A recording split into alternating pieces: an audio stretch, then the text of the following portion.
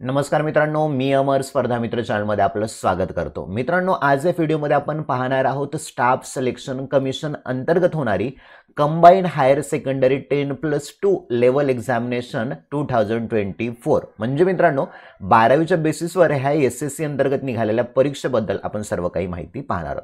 मित्रांनो, सर्वप्रथम पाहूया पोस्ट कोणत्या आहेत आणि मग आपण डिटेलमध्ये जाऊया। बघा, लोअर डिव्हिजन क्लर्क LDC तसेच ज्युनियर सेक्रेटरी असिस्टंट JSA या पदाची ही परीक्षा असणार आहे, रिक्रुटमेंट आहे। ओके, तर पे लेवल किती आहे तर 19,900 ते 63,200 यासाठी पगार असणार आहे।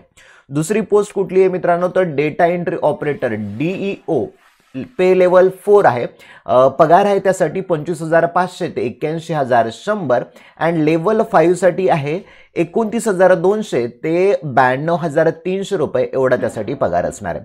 नंतर येतो data entry operator grade A level साठी, तर यासाठी पगार आहे मित्रांनो 25,500 ते 81,100। तर मित्रांनो या 3 पोस्ट साठी जागा आहेत। ओके, जागा किती आहेत तर बघा, देअर आर अप्रॉक्सिमेटली 3,712 वॅकन्सी, म्हणजे 3,712 जागांसाठी ही वॅकन्सी आहेत। मित्रांनो आता परीक्षा कधी असणार आहे त्याच्या तारखा आपण पाहूया। बघा, date for submission of online application. मित्रांनो तुम्हाला ऑनलाईन पद्धतीने अर्ज कधीपासून भराय तर 8/4/2024 म्हणजे 8 एप्रिल 2024 पासून अर्ज भरायला सुरुवात झाली। तर अंतिम दिनांक आहे 7/5/2024 म्हणजे 7 मे 2024 हा अंतिम दिनांक आहे। Last date and time for receipt of online application, शेवटची तारीख किती आहे तर 7/5/2024। ओके, 23 दिले म्हणजे रात्रीच्या 11 वाजेपर्यंत तुम्ही अर्ज भरू शकता। पेमेंट सुद्धा तुम्हाला करायची बघा 8 तारखेला। ओके, म्हणजे शेवटची जो डेट आहे त्याच्या दुसऱ्या दिवशीपर्यंत तुम्हाला ऑनलाईन पेमेंट करायची। ओके, जी काही फीस असेल ती।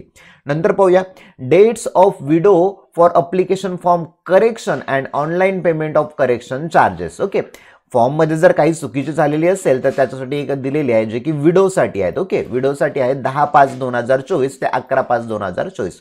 मित्रांनो फॉर्म व्यवस्थित पद्धतीने भरा म्हणजेच फॉर्म करेक्शन करायची वेळ येणार नाही। Schedule of tyre first computer based examination, परीक्षा कधी असणार आहे तर टायर फर्स्ट आणि टायर 2 म्हणजे प्री परीक्षा आणि मेन परीक्षा या दोन याच्यामध्ये होणार आहे।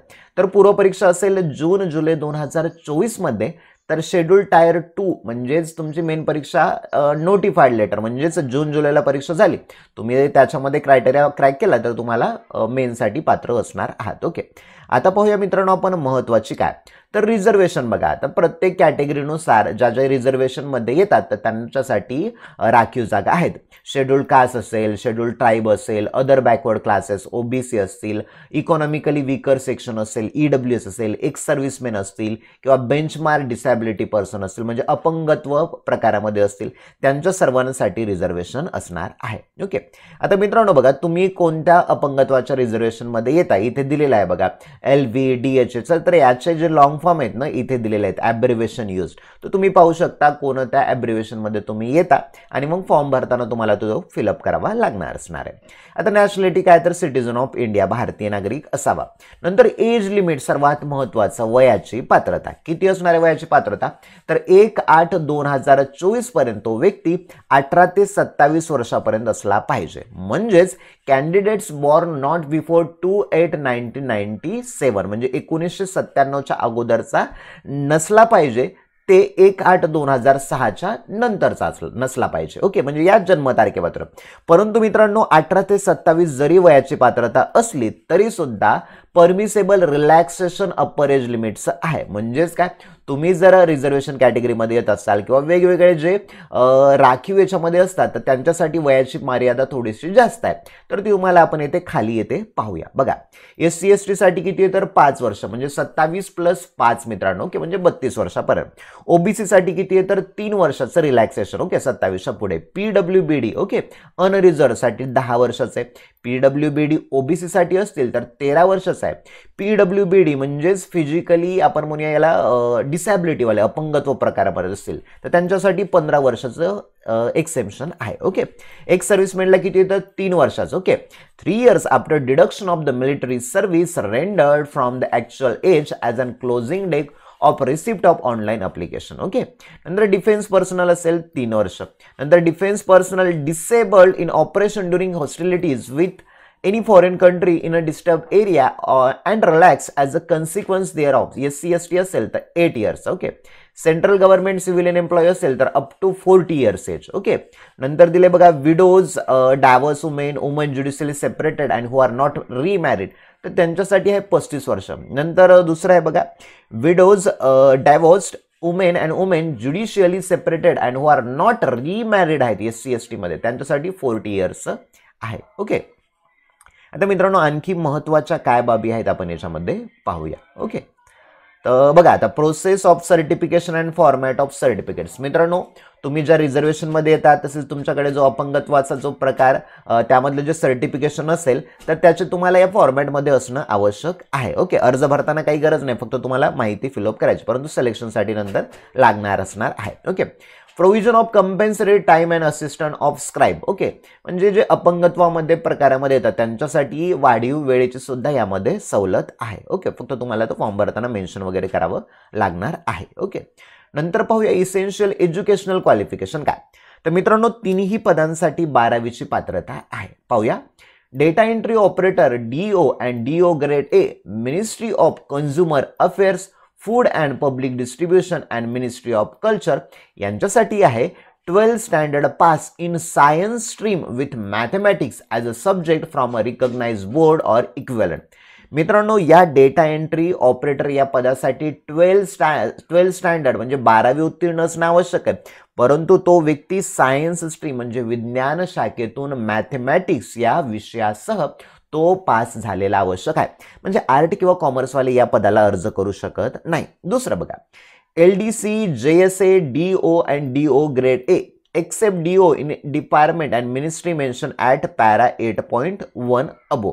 तर मित्रांनो या LDC, JSA या पदासाठी candidates must have pass 12th standard. Okay. Or equivalent examination from a recognised board or university.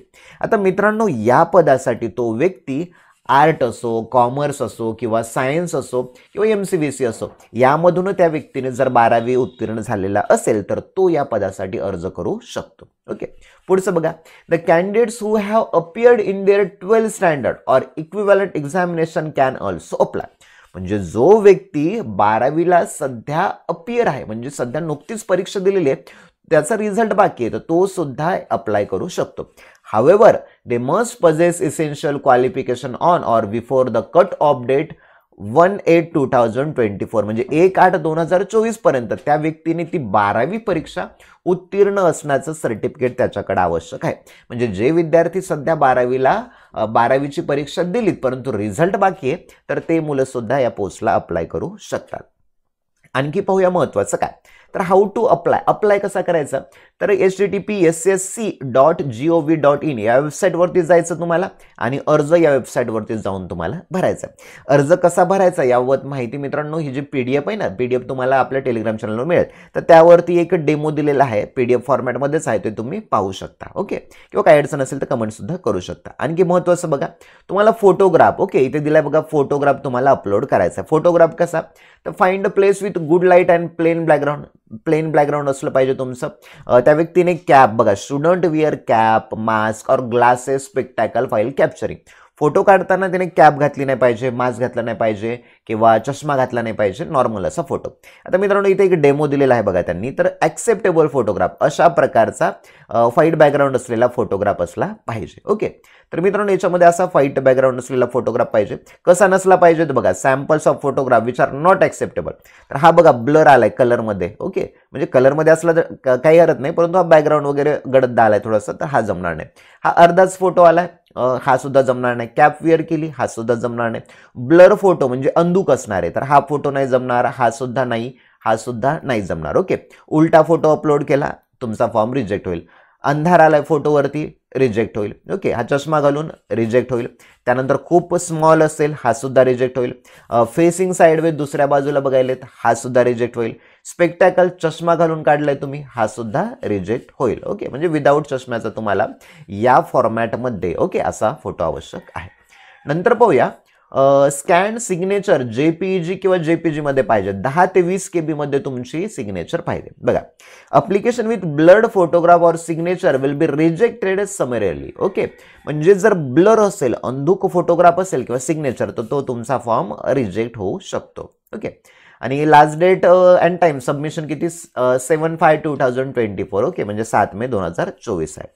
आणखी महत्त्वाचं बघा, अप्लिकेशन फीस किती आहे, तर fee applicable for 100 rupees. Okay, म्हणजे 100 रुपये फीस आहे. ओके, कॅटेगरीसाठी, सर्व कॅटेगरीसाठी. ओके, परंतु काही कॅटेगरीमध्ये येतात त्यांना फीस नाही. बघा आता कोणत्या येतात त्याच्यामध्ये, वुमन कॅन्डिडेट्स, महिला कॅन्डिडेट्स, कोणत्याही जाती प्रवर्गाच्या सुद्धा त्यांना फीस नाहीये. ओके, म्हणजे पुरुष असेल कोणत्याही जातीचा त्यांच्यासाठी फीस आहे, परंतु काही जाती प्रवर्गाला फीस नाही. बघा, candidates belong to scheduled caste, SC मधले जे असतील, शेड्यूल्ड ट्राईब्स मधले जे असतील, पर्सन विथ बेंचमार्क डिसॅबिलिटी म्हणजे अपंगत्व जे असली, एक सर्व्हिसमॅन जे असतील, तर त्यांना eligible for reservation and exempted from payment of fee. Exempted म्हणजे सूट.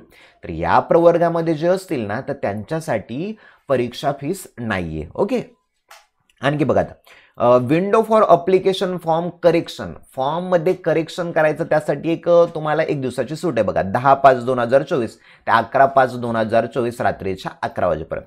आता मित्रांनो, फॉर्म व्यवस्थित भरला तर तुम्हाला अशा प्रकारचं करेक्शन करण्याची वेळच येणार नाही, त्यामुळे फॉर्म व्यवस्थित पद्धतीने भरा. आता व्यवस्थित करेक्शन करायचं त्यांनी फीस ठेवली. जर पहिल्या वेळेस करेक्शन करायचं तर 200 रुपये चार्जेस तुम्हाला त्यांना द्यावे लागतील. ओके, जर तुम्ही परत दुसऱ्या वेळेस चूक केली तर त्यासाठी 500 रुपये तुम्हाला करेक्शन चार्जेस द्यावे लागतील. फीस आहे मित्रांनो, त्यामुळे व्यवस्थित भरा. पेमेंट कुठे, तर भीम UPI असेल, नेट बँकिंग, विजा, मास्टर कार्ड, मेस्टो, रुपे असेल, डेबिट कार्ड असेल, तर यांच्या मार्फत तुम्हाला ते चार्जेस वगैरे भरावे लागतील. ओके, ऑनलाईन पेमेंट सुद्धा याच्यावरून तुम्ही करू शकता. सेंटर ऑफ एक्झामिनेशन, आता मित्रांनो आपण महाराष्ट्रामध्ये आहोत, तर महाराष्ट्रामध्ये कोणत्या सेंटर आहेत म्हणजे ठिकाण कुठले जे तुम्ही परीक्षा देऊ शकता, तर ठिकाण दिलेले आहेत बघा. अमरावती आहे, औरंगाबाद आहे, जळगाव आहे, कोल्हापूर आहे, मुंबई आहे, नागपूर आहे, नांदेड आहे, पुणे, नाशिक आहे. तुमच्या जवळचं जे लोकेशन असेल ना, त्या लोकेशनचा आधार घेऊन तुम्ही तिथे अर्ज भरू शकता. म्हणजे परीक्षा तुमची तिथे येणार असणार आहे. ओके, आता स्कीम ऑफ एक्झामिनेशन, परीक्षा किती पॅमध्ये. ओके, तर टायर 1 आणि टायर 2 म्हणजे आपण त्याला म्हणूया पूर्व परीक्षा आणि मुख्य परीक्षा. तर टायर फर्स्ट मध्ये काय काय असणार आहे. ओके, तर टायर फर्स्ट मध्ये आपण पाहूया मित्रांनो, विषय कोणकोणचे. तर इंग्लिश लँग्वेज आहे मित्रांनो, तुम्हाला बेसिक नॉलेज इंग्लिशचं. ओके, म्हणजे अँटोनिम, सिनोनिम किंवा थोडेसे ग्रामरचे कन्सेप्ट. तर 25 प्रश्न आहेत 50 गुणाला. ओके, जनरल इंटेलिजन्सचे 25 प्रश्न आहेत 50 गुणाला. Quantitative aptitude, basic arithmetic skill असणार आहे 25 प्रश्न 50 मार्काला. जनरल अवेअरनेसचे आहेत 25 प्रश्न 50 मार्काला. तर अशा पद्धतीने 100 प्रश्न आहेत किती मार्काला, 200 गुणाला. आणि टाइम ड्युरेशन, वेळ किती आहे बघा, 60 मिनिट्स म्हणजे 60 मिनिटाचा, 1 तासाचा वेळ आहे तुम्हाला. Okay, 80 minutes for candidate eligible for scribe as per 7.1, 7.2, 7.2. जे डिसॅबिलिटीमध्ये मुलं येतात ना, त्यांच्यासाठी 20 मिनिटं वाढून आहेत, म्हणजे अपंगत्व प्रवर्गामध्ये येणाऱ्या मुलांसाठी 20 मिनिटं वाढून आहेत. ओके, आता scheme of tyre 2 examination, tyre 2 दुसरी मुख्य परीक्षा. बरं, ही पहिली परीक्षा जर पास झाली तर दुसऱ्या याच्यामध्ये तुम्हाला तुम्ही पात्र आहात. आता मित्रांनो, पहिल्या याच्यामध्ये काय म्हणलं बाबा, will consider objective test, multiple choice question आहेत.